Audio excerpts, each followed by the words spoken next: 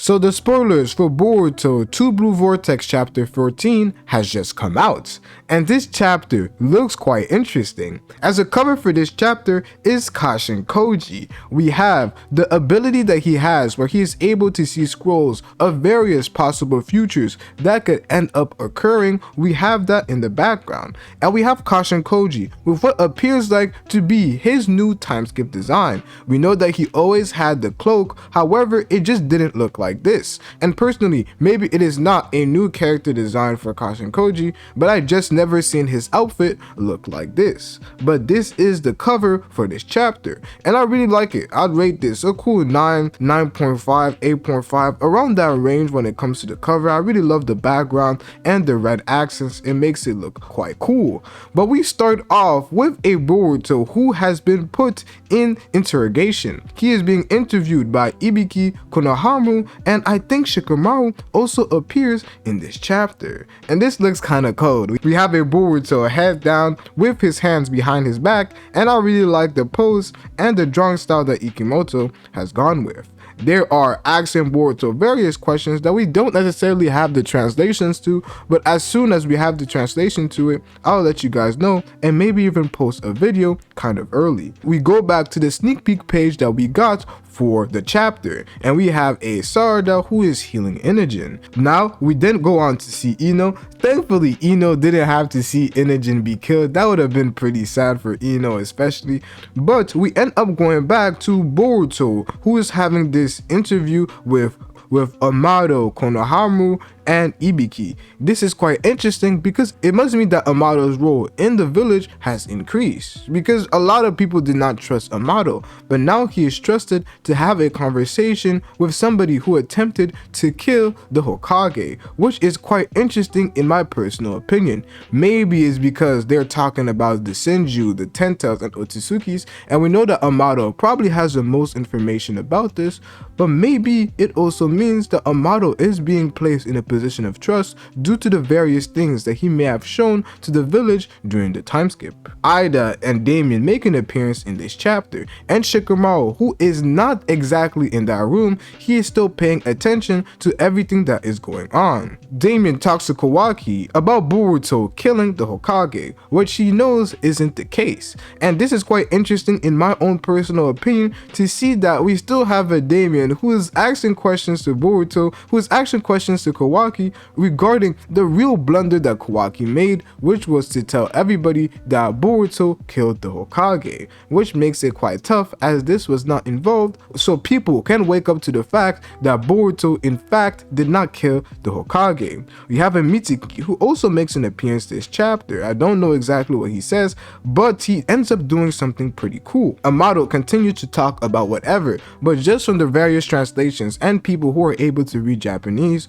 a lot of the conversations that they are having is either a recap of what we already know about the Shinju, or it is more background information about the Tentails, Otsutsuki's, and the Shinju as we see it. One of my very important questions was, what was Amado's reaction going to be when he finds out about the creation of the Shinju? And it appears like he is made well informed of that fact. And we have an ominous panel of Jura, with a Boruto who claims that by getting rid of Jura, they would basically be getting rid of the Shinju as a collective. I don't know exactly what's the reason why Boruto comes to this conclusion, however we'll find out when the translations do end up coming out. But this panel of Jura, this panel looks quite intimidating. Jura looks like he's ready for whatever, and Jura, it seems like he might just be the strongest character in the series right now, with a Boruto who is behind him, as Boruto was almost about to get killed by Jura. Or do you guys just think it's a hack? You just think that, oh, it wasn't the best situation for Boruto and he got caught off guard, but Jura isn't stronger than Boruto. Who is the strongest one in your opinion, Jura or Boruto?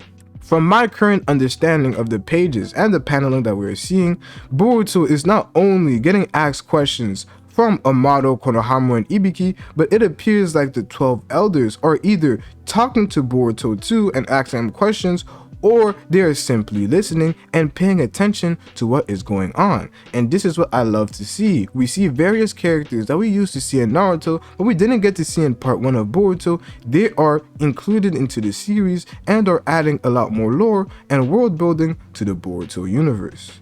Boruto, Konohamaru, they continue to have their conversation regarding everything that Boruto knows. The main purpose of having Boruto arrested and not killed at the moment is due to the information he knows about the Shinju. Now, one of the translations that have come out is exactly what has to deal with Boruto's hand seals regarding the handcuffs that Boruto has been placed under. We have Konohamaru who tells Boruto that as long as the seal technique that Amado has created exists, no matter how many signs you weave, your techniques won't activate. Even space-time movement isn't possible.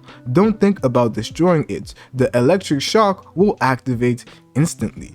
This is quite interesting to know because when he says think, is he referring to Boruto actually trying to break them or simply having the thought of breaking them? We have characters like Damien who Amado has artificially changed, and whenever you think about harming him, that attack gets reflected to you and that intent is reflected.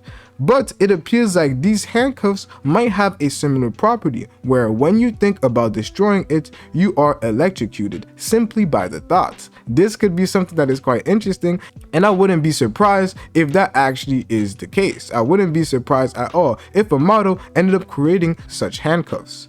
But what is quite interesting is that Boruto, from this entire process, he is actually going to be freed by Shikamaru, or through Shikamaru's plan, as Shikamaru actually has Mitsuki who ends up faking an attack on Boruto that ends up resulting in Boruto having the handcuffs broken, thus he is able to teleport away. This is something that Shikamaru has done to allow Boruto to escape, as it appears like Omnipotence still hasn't changed his memories and made him believe that Boruto and Kawaki's roles were reversed. And I believe it is simply due to the connection that Shikamaru now has with Naruto being alive or not, or Boruto killing Naruto or not, simply due to the fact that that was not involved with Omnipotence. He is able to anchor his memory from that standpoint and thus remember that Boruto is who he said he is. And that's why Kawaki telling everybody that Boruto is the one who ended up killing the Hokage due to it not being involved in Omnipotence has now come to bite him. But as we have currently seen and has been foreshadowed, Kawaki and Kawaki's trust in Shikamaru is slowly diminishing with various things that Boruto is able to do, and with him also escaping from this scene, it is quite interesting that Boruto always seems to find a way out of trouble when it comes to the leaf. Kawaki has put that in his mind, and Shikamaru might get a taste of Kawaki in the future if this continues to be made so clear.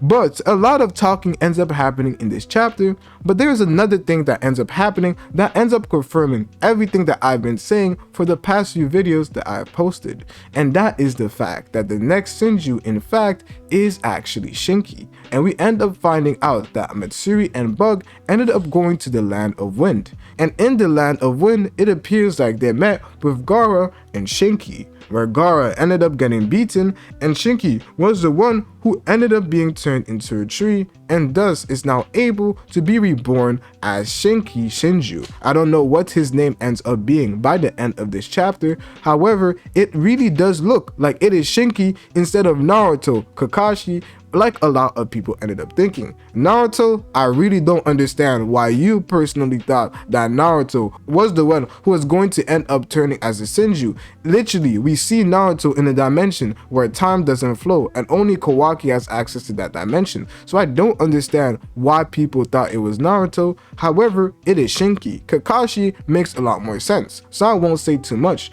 But Shinki, with all the information that was given to us in the previous chapter, was clearly the best option. And a lot of people may think that this was quite predictable and all of this. However, with us seeing Shinki as a potential Shinju, all of us now have the thought of what exactly is happening in a Land of Wind. So he used Shinki's appearance in the previous chapter to already get us prepared for the various characters that we would see from the Land of Wind, and the small skirmish that happened between Matsuri, Bug, Gaara, and Shinki. Those spoilers haven't fully come out when it comes to the pages, however the text spoilers that we have received already confirms that this is the case. And when it comes to Boruto, it does seem like he was aware of this happening, as Boruto asks if the others are safe. And then we come to see that Shinki make an appearance in the chapter as the last page. So this is some of the leaks that we are already starting to get. I can't cover all the text pages simply because I have classes in a few and I do have to end up going. But with just of the spoilers that we are going to see, this does appear like it's going to be more of a talking chapter where we are slowly getting introduced to the new arc that has to do with the Land of Wind. In addition, is this arc going to be an arc where we have the rest of the Shinju end up going to the rest of the other villages, trying to get new recruits and trying to correct and trying to create new Shinju? Only time will end up telling us those answers. However, at the current moment, it appears like the Land of Wind and the Land of Fire are now involved in this Shinju war. So what exactly is going to end up happening in the near future, we will have to wait and see. However, Boruto is no longer under the wraps of the Land of Fire. He is no longer captured. So is Boruto going to go to the Land of Wind or try to go to the other villages to prevent the Shinju from doing what they want and as they please, as we know that they can now multiply just as they want? So Boruto might have a lot of work to do. But with the inclusion of the Land of Wind, we will slowly get to see the world building in Boruto as the series starts to slowly increase. And that's exactly why I wanted Shinki to be the next Shinju, as it opens up so many new possibilities and so many new doors that the story could end up taking. So now, the Boruto series will slowly start to become even more unpredictable as new characters and new threats are slowly being introduced. And as I've been saying chapter after chapter, the saga that involves the Shinju is going to be one that is going to be quite long. I expect this arc to be kind of like the Kawaki arc between Ishiki, Kawaki, Naruto, and the Leaf Village in its entirety. We had multiple different arcs and the saga was pretty long, with it ending around the 50th chapter. So let me know your thoughts, comments, and concerns, and I'm out, bruh.